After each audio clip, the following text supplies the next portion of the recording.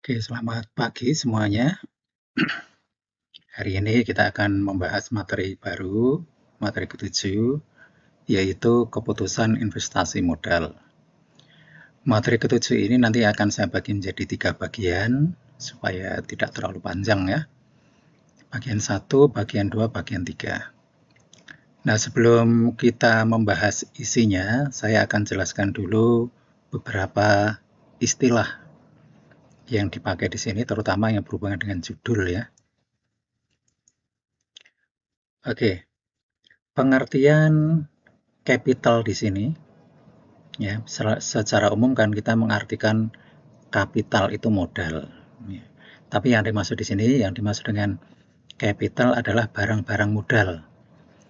Kita orang akuntansi lebih sering menyebut dengan istilah aset tetap. Ya. Nah, kemudian investment atau investasi itu adalah pengeluaran uang biasanya dalam jumlah yang besar terjadi saat ini dengan tujuan untuk mendapatkan hasil, sering dikenal dengan istilah return atau yield, di masa mendatang. Jadi hasilnya tentu saja kita peroleh di belakang. Seperti halnya kalau kita menanam pohon, nanamnya sekarang, nanti di kemudian hari baru kita memperoleh hasil. Nah, oleh karena itu, capital investment itu artinya adalah investasi dalam aset tetap. Ya. Investasi dalam aset tetap ini jangkanya jangka panjang dan melibatkan dana yang besar. Ya. Oleh karena itu, karena jumlahnya besar, ya, kas yang dikeluarkan dan terikat dalam jangka panjang, maka nanti untuk melakukan analisis untuk membuat keputusan, ini harus kita lakukan secara hati-hati. Oke, ini ya. Jadi sekali lagi, karena melibatkan dana besar dan dana itu terikat dalam jangka panjang, maka kita perlu melakukan analisis terlebih dahulu, dan analisisnya dibuat secara sistematis, cermat, dan akurat. Nah, sekarang kita masuk ke jenis-jenis investasi modal. Menurut tujuannya, ada yang disebut dengan keputusan pengurangan biaya. Jadi keputusan ini kalau dibuat nanti diharapkan di masa mendatang biayanya akan berkurang, ya, cost saving, penghematan biaya, pengurangan biaya. Kemudian tujuan yang kedua, misalnya keputusan untuk melakukan perluasan atau ekspansi, ya misalnya menambah kapasitas pabrik dan lain sebagainya. Keputusan pemilihan mesin, keputusan untuk membeli atau menyewa aset tetap, ya, keputusan untuk mengganti peralatan atau tidak, dan seterusnya. Kemudian menurut karakteristiknya itu ada dua macam, ya, yaitu screening decision dan preference decision. Ya, screening decision itu ya keputusan berhubungan dengan satu keputusan. Nanti keputusannya diterima atau ditolak. Kalau yang preference itu berhubungan dengan dua atau lebih. Nah, dua atau lebih nanti yang kita pilih adalah salah satu yang terbaik. Ya, nanti kita lihat lagi di belakang. Kemudian model-model analisis investasi modal itu ada dua kelompok. Yang pertama discounting model, yaitu model-model yang memperhitungkan nilai waktu uang atau melibatkan bunga, ya, karena makna kata discounting itu kan berasal dari discount. Diskon di sini artinya bunga, gitu ya.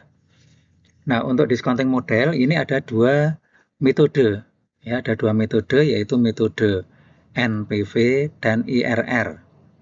Nanti kita akan elaborasi secara rinci ya. Kemudian yang non-discounting model itu juga ada dua, yaitu payback period atau periode kembali investasi, dan yang kedua adalah ARR, accounting rate of return. Nah, sekarang kita lihat penjelasan lebih detail ya. Screening asal katanya screen. Screen artinya menyaring, berarti screening penyaringan. Nah, screening decision itu keputusan yang hanya berhubungan dengan satu usulan investasi. Ya, sehingga nanti keputusannya adalah diterima atau ditolak. Diterima jika lolos saringan, ditolak jika tidak lolos, gitu ya. Nah, sebuah usulan akan diterima jika usulan tersebut lolos saringan. Ya, kalau tidak lolos, berarti ditolak. Kemudian preference decision. Preference itu asal katanya prefer, ya lebih suka. Jadi preference itu artinya pilihan terbaik. Dengan demikian, preference decision seperti saya katakan tadi adalah keputusan yang berhubungan dengan lebih dari satu usulan investasi. Nah, usulan yang diterima adalah usulan terbaik, yaitu usulan yang menjanjikan hasil paling besar. Nah, ini pun juga masih dibagi menjadi dua, yaitu mutually exclusive preference decisions dan non-mutually. Ya, kalau yang mutually itu artinya saling meniadakan. Ya, artinya jika yang satu usulan diterima, yang lain tidak bisa diterima. Ya, ini ada contoh ya, contoh yang sangat relevan dengan saudara ya. Jika saudara memilih untuk makan gudeg, maka saudara tidak dapat makan nasi goreng. Mengapa? Karena dana saudara tidak cukup. Jadi hanya satu. Nah, ini contoh keputusan yang non-mutually. Nah, kemudian kalau yang non-mutually itu ya kebalikannya. Meskipun kita berhadapan dengan lebih dari satu alternatif, kita dapat memilih lebih dari satu. Ya. Jadi asal uangnya masih cukup, dananya masih cukup, kita bisa memilih lebih dari satu. Oke, itu bedanya ya. Nah, sekarang kita elaborasi pengertian model-model analisis investasi. Tadi sudah saya singgung sedikit ya. Discounting model itu adalah model yang memperhitungkan nilai waktu uang. Diskon itu sendiri adalah bunga.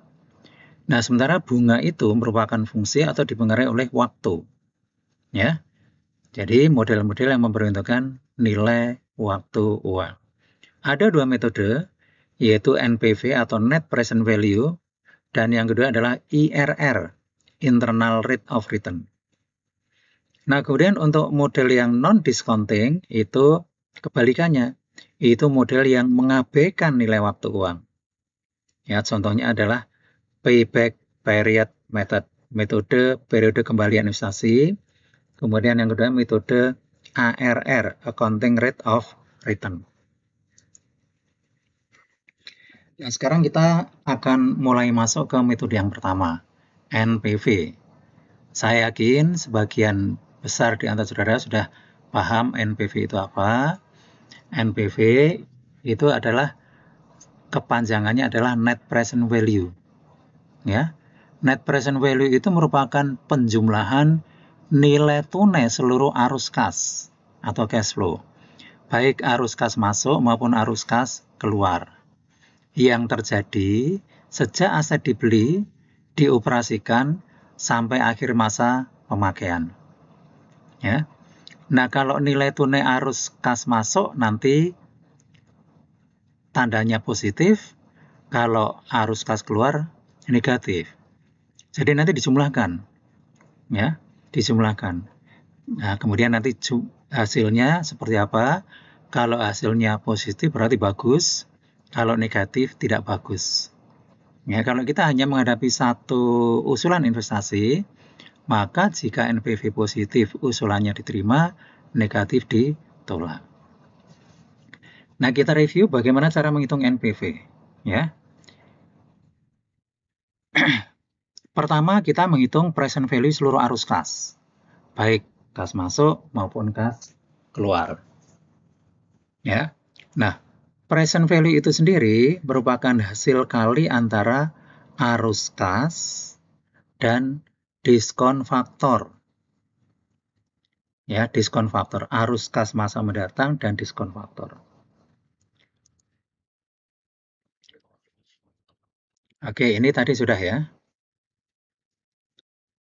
Cara menghitung NPV ya pokoknya jumlahkan, nanti hasilnya disebut dengan jumlahkan present value, hasilnya disebut dengan NPV.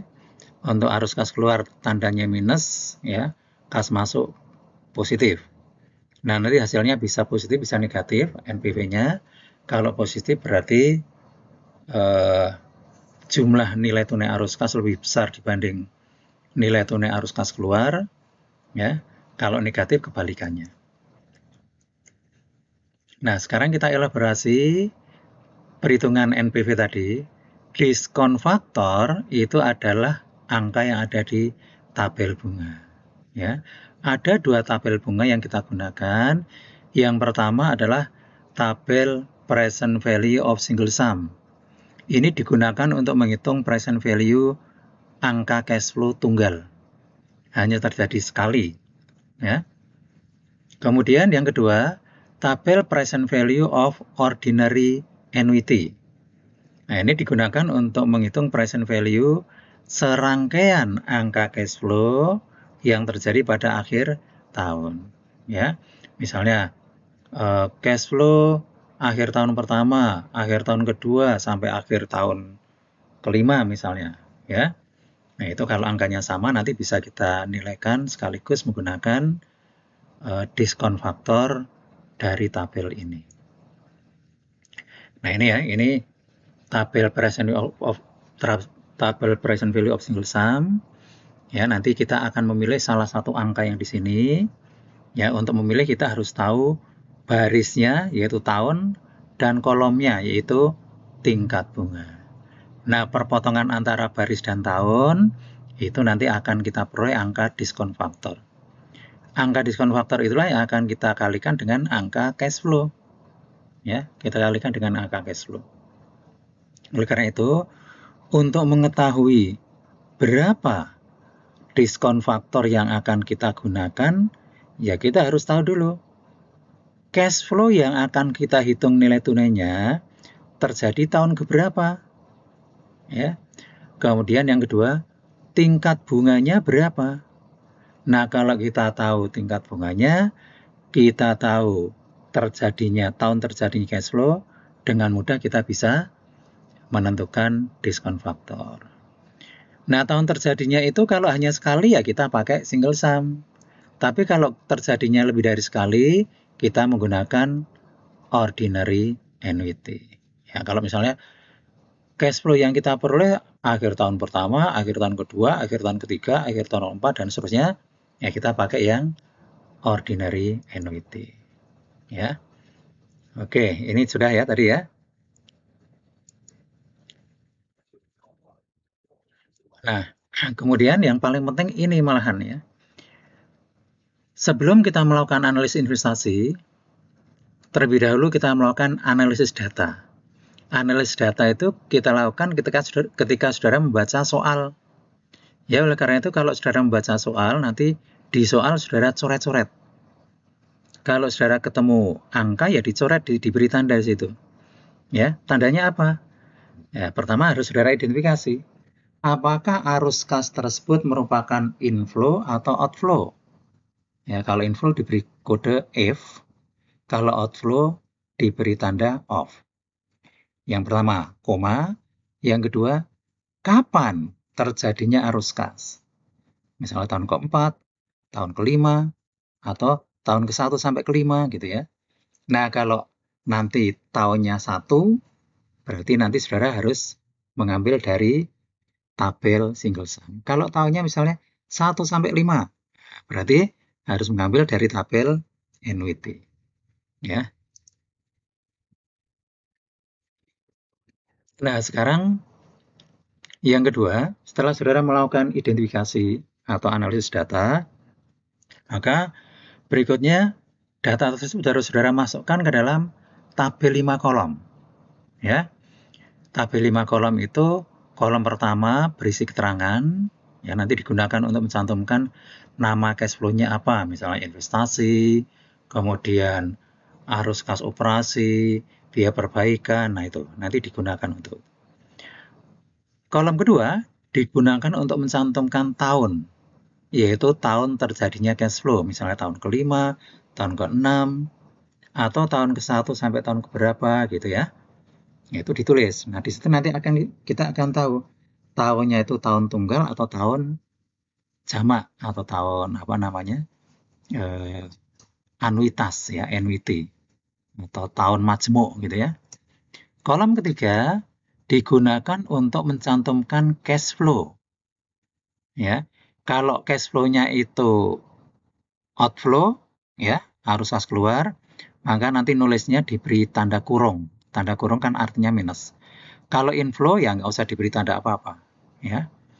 Kolom keempat digunakan untuk mencantumkan angka diskon faktor. Nah, diskon faktor tadi sudah ya, angka yang ada di tabel bunga. Ya, caranya seperti apa? Cara ngambil angka diskon faktor tadi sudah ya. Kita harus tahu kapan terjadinya cash flow, ya. Kemudian kita harus tahu berapa tingkat bunga yang berlaku saat itu. Ya, dengan mudah nanti saudara bisa menentukan dari tabel mana angkanya yang mana. Nah, setelah kita masukkan angka diskon faktor, ya sudah, ya. Kolom kelima kita menghitung present value, yaitu kita isi dengan cara mengalihkan cash flow dengan diskon faktor. Ya. Kalau cash flow-nya negatif atau diberi tanda kurung, maka nanti hasil perhitungan present value-nya juga negatif. Juga nanti ditulis dalam tanda kurung. Ya. Nah, sekarang kita lihat contoh yang sederhana. Ini hanya ada satu kas masuk dan satu kas keluar. Misalnya PT Gladiol merencanakan membeli sebuah mesin untuk melaksanakan aktivitas yang sekarang dikerjakan secara manual. Harga beli mesin 50 juta dan mesin ini memiliki umur ekonomis 5 tahun tanpa nilai residu. Penggunaan mesin ini diharapkan akan mengurangi biaya tenaga kerja per tahun 18 juta dan perusahaan mengharapkan tingkat kembalian minimum 20% sebelum pajak selama umur investasi. Pertanyaannya, apakah usulan proyek investasi ini diterima atau ditolak? Nah, langkah yang kita lakukan seperti tadi. Pertama, saudara lakukan analisis data. Ya, misalnya ini, yang pertama harga beli mesin. 50 juta. Nah, ada dua item yang harus saudara ketahui. Angka 50 juta itu apa namanya? Nah, namanya bisa harga beli mesin, bisa juga investasi. Oke, itu hanya keterangan ya. Yang paling penting adalah dua hal tadi. Angka ini inflow atau outflow? Nah, kalau kita membeli berarti ini outflow, maka saudara beri tanda off. Mungkin di sebelah kanannya ya, off. Kemudian yang kedua, ya, kalau sudah tahu off, kapan terjadinya? Nah, terjadinya adalah tahun ke-0.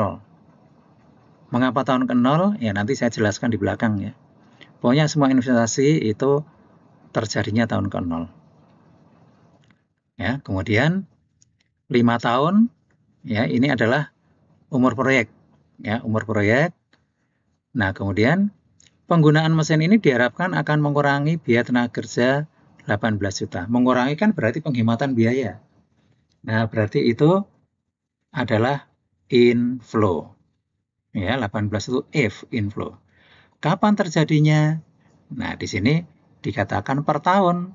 Berarti tahun pertama ya, selama umur proyek ya, 5 tahun. Tahun pertama, tahun kedua, ketiga, keempat, kelima, kita berturut-turut menikmati penghematan biaya atau cash inflow 18 juta. Nah, kemudian tingkat bunganya itu 20%. Ya sudah, datanya sudah ada, sekarang saudara tinggal masukkan ke tabel analisis ini, ke tabelnya ya. Nah, ini yang tadi sudah kita bahas. 50 juta itu apa, 18 juta itu apa, 5 tahun itu apa, 20% itu apa, sudah ya. Nah, sekarang kita masukkan. Begini, tabel ini di bagian atas digunakan untuk mencantumkan data. Tapi ini sifatnya opsional. Jadi bagian atas ini kalau tidak saudara isi juga nggak apa-apa. Ini yang pertama. Kemudian yang kedua, dari dua cash flow itu, nanti mencantumkannya di sini urutannya tidak penting. Boleh yang mana dulu yang atas ya. Yang atas boleh yang investasi awal, boleh juga yang penghematan. Nah, yang saya lakukan di sini investasi awal justru saya tempatkan di paling bawah. Datanya sudah ada. Ini tahun terjadinya, lalu ini arus kasnya. Kalau outflow ya kita beri tanda kurung. Lalu ini diskon faktornya diambil dari mana? Saudara sudah tahu. Yang atas ini diambil dari tabel present value of ordinary annuity, ya. baris kelima kolom 20%. Ketemu angka 2,991. Nah, kemudian yang ini. Kalau angka 1 ini di tabel nggak ada. Ya. Di tabel nggak ada, tapi sudah dipastikan bahwa kalau cash flow terjadi pada tahun ke-0, maka diskon faktornya 1. Ya, jadi nggak usah dihitung, itu sudah pasti 1. Nah, setelah diskon faktor kita cantumkan, berikutnya kita menghitung nilai tunai, yaitu mengalihkan angka arus kas dan diskon faktor. Nah, ketemunya sekian ini. Ya, ini nilai tunai untuk penghematan tahunan, nilai tunai untuk investasi awal. Nah, kemudian jumlahkan ke bawah ini. Ya, dijumlahkan ke bawah, hasilnya adalah 3838.000. Ya, angkanya plus. Oke. Ini penjelasan yang baru saja saya berikan. Nah, sekarang kesimpulan. Hasil analisis menyatakan bahwa NPV untuk proyek yang diusulkan adalah 3.838.000. Positif ya. Karena NPV bernilai positif, maka rekomendasinya adalah lebih baik perusahaan menerima usulan investasi ini. Ya, mengapa? Karena menguntungkan, ya. Menghasilkan NPV positif itu menguntungkan. Nah, sekarang kita elaborasi beberapa hal yang terkait dengan kasus tadi. Ya, ini kalau NPV positif atau negatif sudah saya jelaskan dari awal ya. Kalau positif itu berarti diterima, negatif ditolak. Nah, kalau ternyata 0, meskipun hasil NPV 0 ini jarang terjadi, tapi kalau suatu saat terjadi, apa yang harus kita lakukan? Jika NPV 0 itu sebetulnya secara teoritis boleh diterima, boleh ditolak. Tapi lazimnya atau umumnya perusahaan tetap menerima usulan investasi karena dengan investasi tersebut itu kita tetap melakukan aktivitas, ya, sehingga ada kegiatan. Nah, ini kan penting sekali kegiatan ini meskipun NPV-nya 0, ya. Karena ada kegiatan, maka karyawan tetap bisa bekerja seperti sebelumnya. Ini juga dalam konteks lain ini bisa tetap memotivasi karyawan untuk bekerja. Oke, sekarang kita masuk ke jenis-jenis arus keluar. Jenis arus kas keluar itu ada 4. Yang pertama investasi awal, jelas kita membeli aset berarti ada kas keluar. Kemudian yang kedua kebutuhan modal kerja. Nah, modal kerja itu adalah bagian dari modal yang digunakan untuk aktivitas sehari-hari, terutama yang terkait dengan proyek ini. Di persamaan akuntansi kan saudara mengenal aset sama dengan liabilitas dikurangi ekuitas atau modal. Ya, nah, jadi kalau sekarang saudara ditanya berapa modal? Modal berarti aset dikurangi liabilitas. Ya. Nah, itu total modal. Nah, kalau modal kerja saja, itu adalah bagian dari modal yang aktif digunakan untuk operasional. Nah, ngitungnya bagaimana? Ya, ngitungnya kalau tadi total modal itu aset dikurangi liabilitas, kalau modal kerja itu hanya yang lancar-lancar saja. Aset lancar minus utang atau liabilitas lancar. Ya, oke. Nah, kebutuhan modal kerja itu diperlakukan sebagai arus kas keluar. Ya, sebagai arus kas keluar. Nah, kemudian modal kerja ini sebetulnya tidak kemana-mana ya, tapi modal kerja ini dibutuhkan untuk menjalankan proyek. Ya, untuk menjalankan proyek. Nanti kalau proyeknya sudah selesai, ya, dan modal kerja tidak lagi digunakan, maka modal kerja ini akan dibebaskan, dirilis di akhir masa proyek, akhir umur proyek. Nah, ketika dibebaskan ini, maka modal kerja diperlakukan sebagai cash inflow nanti di akhir ya. Kemudian yang juga masuk dalam kelompok arus kas keluar adalah beban reparasi dan pemeliharaan. Itu masuk ya, jelas misalnya tahun kelima gitu. Kemudian kenaikan beban operasi, ini juga arus kas keluar. Nah ya, nah sekarang yang kita masuk ke ini penjelasan ya, ini penjelasan tambahan ya, investasi awal, saya kira sudah tadi. Nah, mengenai kapan dilakukan, ini umumnya dilakukan di awal tahun ya, awal tahun. Tapi karena investasi itu akan memberikan hasil di setiap akhir tahun ya, maka kita mengasumsikan semua arus kas terjadi pada akhir tahun.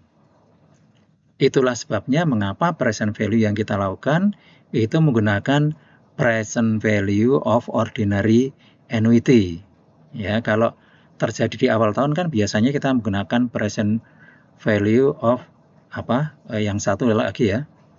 Kalau ordinary annuity akhir tahun ya, kalau yang awal tahun annuity due.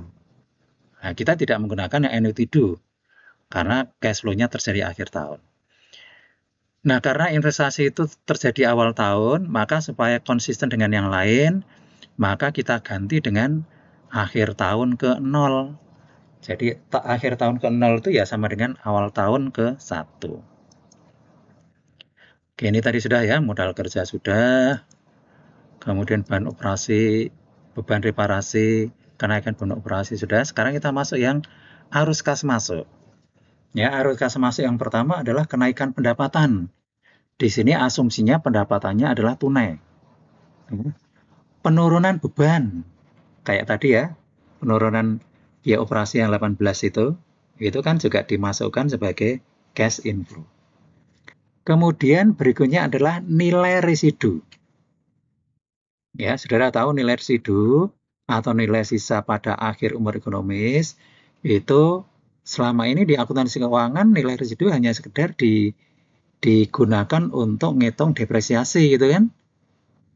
Ya. Nah, tapi sebetulnya nilai residu itu apa? Nilai residu itu sebetulnya adalah taksiran nilai jual pada akhir umur ekonomis.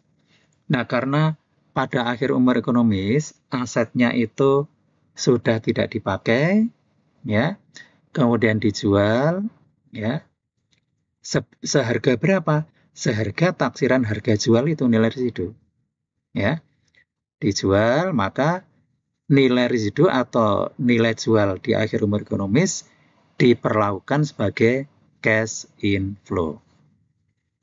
Ya, kemudian yang terakhir tadi sudah ya, pembebasan modal kerja itu kalau tadi modal kerja di awal periode itu sebagai cash outflow, di akhir umur ekonomis ketika sudah tidak dipakai, modal kerja dikembalikan sehingga menghasilkan cash inflow. Namanya pembebasan modal kerja. Nah, nanti kalau di tabel analisis itu saudara cukup menuliskan modal kerja 2 kali gitu aja. Tapi kalau mau ditulis lengkap bagus. Kalau tidak ditulis lengkap nggak apa-apa. Modal kerja tahun ke-0 itu outflow, tahun terakhir inflow, gitu aja. Ini penjelasannya ya. Penjelasannya nanti silakan saudara baca ulang lagi ya. Tadi sudah saya jelaskan. Ini juga nilai residu, pembebasan modal kerja gitu ya. Nah, kemudian ini ada tambahan beberapa terminologi atau istilah yang artinya sebenarnya sama ya. Kalau saudara membaca buku nanti ada istilah-istilah semacam ini, itu sebenarnya artinya sama. Tingkat bunga atau interest rate, cost of capital atau modal kerja, hurdle rate, cut off rate, required rate of return, itu sebenarnya artinya sama. Ya. Nah, sekarang kita masuk ke contoh yang kedua. Nah, contoh yang kedua ini lebih banyak datanya, lebih banyak cash flow-nya. Ya, kalau tadi kan hanya satu cash inflow, satu cash outflow. Oke, sekarang kita lihat di sini ada 7 cash flow. Ya, 7 cash flow. Kita akan identifikasi dulu. Mengidentifikasi data cash flow itu menyangkut 2 hal ya. Yang pertama, jenis cash flow-nya, in atau out. Kemudian yang kedua, kapan terjadinya. Ya. Kita baca dulu datanya atau informasinya. Misalnya PT Lembah Tidar memperoleh lisensi untuk jangka waktu 5 tahun. Nah, produk itu dibeli dari produsen dan perusahaan mengeluarkan seluruh biaya promosi dan distribusi. Nah, estimasi besarnya beban dan pendapatan adalah sebagai berikut. Ya, ada 7. Tingkat bunga 20%. Bagaimana rekomendasi yang diberikan kepada manajemen? Ya, kita analisis dulu ya datanya. Yang pertama, harga beli peralatan. Ya, 600.000 ini investasi. Berarti jenis jenis cash flow-nya adalah outflow tahun ke 0. Modal kerja yang diperlukan. Ini outflow pada tahun ke 0 dan inflow pada tahun ke 5. Ini 2 kali ya kayak tadi itu. Nilai residu ini inflow pada tahun ke-5. Biaya reparasi tahun ke-4, ya jelas tahun ke-4, ini outflow tahun ke-4. Pendapatan penjualan tunai 2 miliar, ini inflow tahun ke-1 sampai ke-5. Kemudian beban pokok penjualan tunai, ya 1.250 juta, ini outflow tahun ke-1 sampai 5. Beban operasi tunai juga outflow tahun 1 sampai tahun ke-5. Nah, untuk cash flow 5, 6, dan 7, ini nanti di tabel analisis boleh dianalisis sendiri-sendiri, ya, boleh juga digabungkan. Tapi kalau digabungkan nanti akan lebih ringkas gitu ya. Tapi terserah saudara, boleh juga ya kalau ingin nanti analisisnya banyak ya 5, 6, 7 nanti dianalisis sendiri. Oke. Kita sudah analisis, ya sekarang kita tinggal masukkan ke dalam tabel. Ya, ini penjelasan yang tadi sudah saya berikan ya, nanti bisa dibaca lagi, ya. Dibaca lagi setiap item cash flow itu merupakan in atau out, ya. Kemudian terjadinya kapan, ya, itu nanti bisa dielaborasi sendiri, ya. Sampai ke 7 ya. Nah, ini tadi sudah ya. Data nomor 5, 6, 7 boleh digabung, boleh juga disendirikan. Nah, setelah kita masukkan ke dalam tabel, ya, ini kan tinggal ditulis pembelian peralatan, kebutuhan modal kerja, reparasi peralatan, arus kas masuk operasi, nilai residu peralatan, pelepasan modal kerja, ya. Tahunnya juga saudara sudah tahu, ya, seperti apa. Nah, di sini kalau di analisis yang saya lakukan, data 5, 6, dan 7 saya gabung, ya. Penjualan tunai sekian, HPP tunai sekian, biaya operasi tunai sekian. Ya, saya gabung, namanya menjadi arus kas masuk tahunan. Kalau mau lengkap ya, arus kas masuk tahunan dari operasi. Ya. Nah, ini kalau saya gabung. Oke, kemudian arus kasnya ditulis di sini, yang outflow diberi tanda kurung, yang inflow dibiarkan. Kemudian diskon faktor. Saudara sudah tahu diskon faktor itu dari mana? Yang jelas dari 2 tabel, tapi kolomnya semuanya dari 20%. Kalau kalau tahunnya tahun tunggal ya dari single sum, kalau tahunnya majmuk seperti arus kas masuk berarti dari annuity, ya, ordinary annuity. Nah, khusus untuk yang tahunnya 0, ini diskon faktornya tidak perlu dicari. Ini pasti 1, jadi langsung saudara tuliskan 1. Oke, karena diskon faktor sudah terisi, arus kas sudah terisi, maka sekarang saudara tinggal menghitung nilai tunai, yaitu mengalihkan arus kas dengan diskon faktor. Ya, kalau arus kasnya negatif atau dalam kurung, maka nilai tunainya juga dalam kurung negatif. Nah, setelah semuanya dihitung nilai tunainya, kemudian saudara jumlahkan, dan ternyata diperoleh angka NPV 14.500. Nah, karena di sini angkanya positif, maka nanti rekomendasinya adalah usulan investasi ini diterima karena hasil analisis menunjukkan bahwa usulan proyek ini menghasilkan NPV positif 14.500. Ya. Oke. Nah, ini penjelasannya ya, nanti silahkan bisa saudara baca sendiri. Nah, sekarang sementara NPV kita hentikan dulu. Sekarang kita masuk ke metode yang kedua, yaitu metode Internal Rate of Return atau IRR. Nah, IRR merupakan salah satu metode yang mencari tingkat kembalian atau rate of return yang dijanjikan oleh sebuah proyek investasi. Hasil perhitungan IRR ya nanti akan dibandingkan dengan angka standar yang telah ditetapkan oleh perusahaan. Ya, tinggal nanti dibandingkan jika IRR hasil perhitungan proyek itu lebih tinggi, maka usulan proyek investasi diterima. Tapi kalau lebih rendah, ya pasti akan ditolak.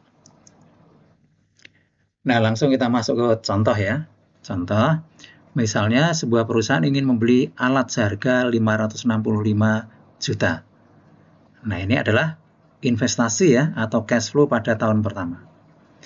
Alat ini ditaksir memiliki manfaat 10 tahun, berarti 10 tahun adalah umur proyek. Jadi N-nya nanti 10 tahun. Dengan alat ini perusahaan akan menghemat biaya tenaga kerja per tahun 100 juta. Nah, penghematan biaya kita perlakukan sebagai cash inflow. Ada dua pertanyaan. Pertanyaan pertama, berapa IRR yang dihasilkan? Lalu, apakah investasi itu diterima atau ditolak? Nah, untuk menjawab pertanyaan yang pertama, ya, ada dua langkah. Yang pertama menghitung diskon faktor, yaitu angka yang ada di tabel. Caranya bagaimana? Caranya yaitu dengan membagi investasi dibagi dengan cash flow per tahun.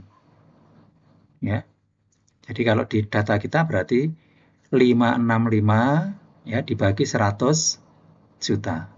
Ya. Kemudian kalau sudah ketemu, kita akan mencocokkan angka yang dihitung pada poin 1 tadi ya di tabel bunga. Lebih tepatnya adalah tabel present value of ordinary annuity. Ya. Nah, kemudian nanti akan kita peroleh pada kolom berapa persen. Nah, kolom berapa persen itulah yang disebut dengan IRR. Ya. Oke, kita lihat ya.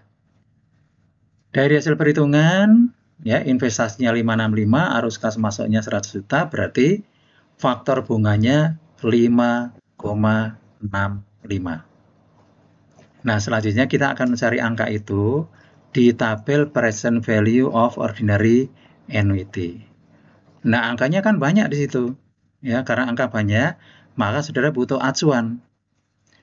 Nah, acuannya adalah umur proyek. Karena di data itu disebutkan bahwa umur proyek adalah 10 tahun, maka angka 5,65 itu kita cari di tabel present value of ordinary annuity pada baris ke-10. Ya, pada baris ke-10. Nah, ini. Ya. Ini sesuai dengan umur ya. Nah, ternyata kita peroleh di sini. Ternyata 5,65 kita peroleh pada kolom 12%. Ya. Nah, lalu arti angka 12% itu apa? 1, ya. Angka ini kalau saudara gunakan untuk menghitung NPV, maka pasti akan diperoleh angka NPV sama dengan 0. Ini yang pertama.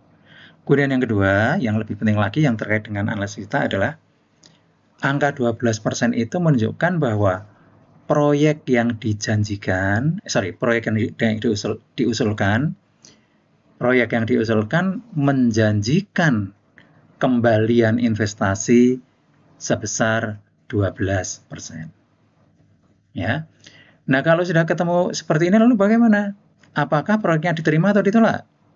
Sekali lagi seperti tadi sudah saya jelaskan, angka 12% nanti akan dibandingkan dengan angka yang telah ditetapkan oleh manajemen atau perusahaan. Jika angka dari angka persentase kembalian proyek yang dijanjikan ini lebih besar dari angka standar yang ditetapkan oleh manajemen, ya, maka usulan proyek investasi ini diterima. Tapi kalau lebih kecil ditolak. Ya, prinsipnya itu.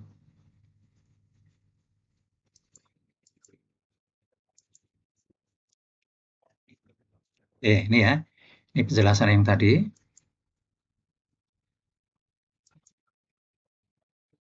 Nah, ini pembuktian ya, kalau 12% itu digunakan untuk apa namanya, menghitung NPV ya pasti angkanya 0 gitu ya.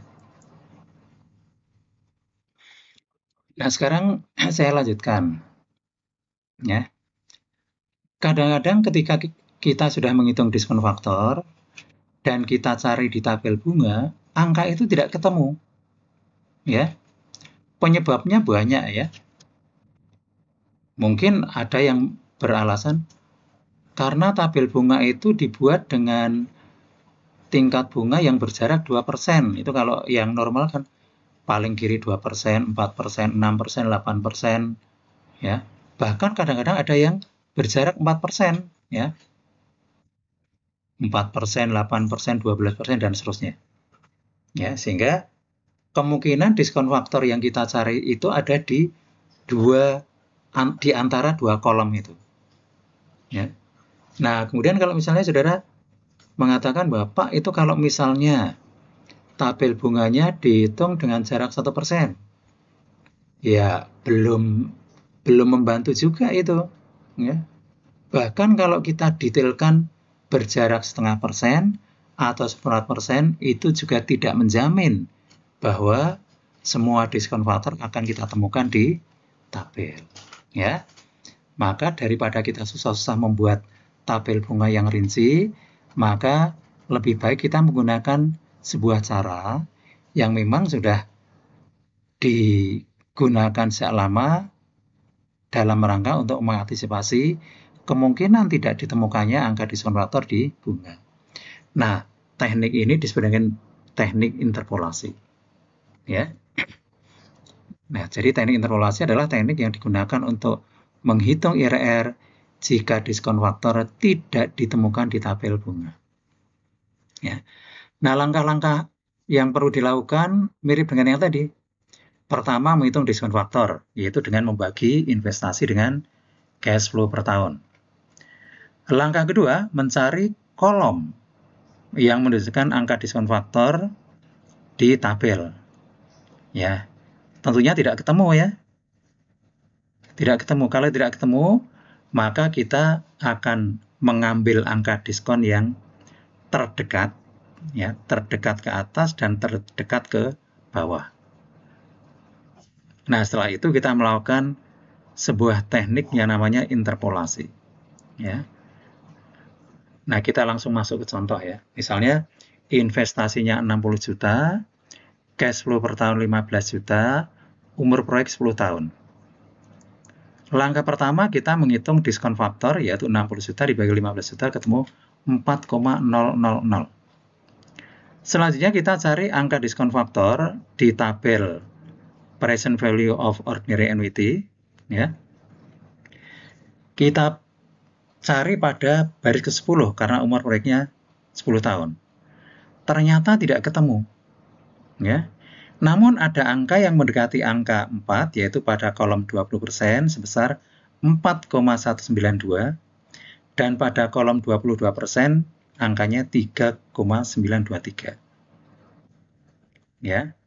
Nah, karena angka 4 itu di antara dua angka diskon faktor, maka kita bisa simpulkan bahwa angka 4 itu ada pada kolom antara 20% dan 22%. Tapi tepatnya ada di kolom berapa persen? Nah, ini yang akan kita cari. Ya. Jadi di antara 20% dan 22 ini. Ya, angka 4 kan nggak ketemu pada kolom 10 ini. Kita menemukan angka terdekat ke atas dan terdekat ke bawah. Ya. Nah, sekarang kita lihat caranya bagaimana. Pertama, kita cantumkan angka diskon faktor yang besar, yaitu pada kolom 20%. Kita cantumkan di sini ya. Ini 2 kali. Kemudian kita cantumkan diskon faktor untuk proyek yang kita hitung 4. Kita cantumkan salah satu ya. Boleh di kiri, boleh di kanan. Tapi kalau di kiri berarti nanti diskon faktor untuk 22% di sebelah kanan. Kalau ini di kanan berarti yang diskon faktor 22% nanti di sebelah kiri. Oke. Nah, setelah itu lalu kita hitung selisihnya. Ya. Selisih diskon faktor 20% dan dengan the true factor. True factor itu adalah diskon faktor untuk bunga. 4 ya, ketemu selisih sekian. Kemudian berikutnya kita menghitung selisih antara diskon faktor 20% dan 22%. Ketemu angka sekian. Ya. Nah, setelah itu barulah kita hitung angka IRR. Ya. Angka IRR itu begini. Kita baca dulu selisih. Selisih yang kanan. Ya. Selisih 0,269 ini terjadi karena adanya selisih diskon faktor sebesar 22 minus 20 berapa? 2%. Ya. Selisih 0,269 itu disebabkan adanya selisih bunga 2%. Lah kalau selisihnya hanya 0,192 disebabkan oleh selisih berapa persen? Nah, ini yang kita hitung dengan model prorata. Ya. Nah, proratanya adalah angka 0,192 dibagi 0,269 kali 2%. 2% itu selisih 22 dan 20 ini. Nah, ternyata ketemu 1,4. Nah, kalau sudah ketemu 1,4, kemudian ditambahkan ke angka persentase yang paling kecil, yaitu 20%. Maka diperoleh angka sebesar 21,4%. Nah, ini cara menghitung IRR dengan teknik interpolasi. Ya, dengan teknik interpolasi. Nah, kesimpulannya, proyek yang tadi itu, ya, yang ini ya, di ilustrasi 4, itu menghasilkan angka IRR 21,4%. Ya, apakah dengan IRR sebesar ini diterima atau ditolak? Nah, seperti tadi saya katakan, angka ini nanti akan dibandingkan dengan angka IRR yang telah ditetapkan terlebih dahulu oleh manajemen. Jika angka IRR dari proyek ini lebih tinggi, maka tentu saja akan diterima. Kalau lebih rendah akan ditolak. Ya. Oke, ini caranya tadi ya, sudah saya jelaskan. Nanti saudara lihat lagi, dielaborasi, dicermati lagi dengan penjelasan yang ada di bawah. Oke, saya kira itu ya.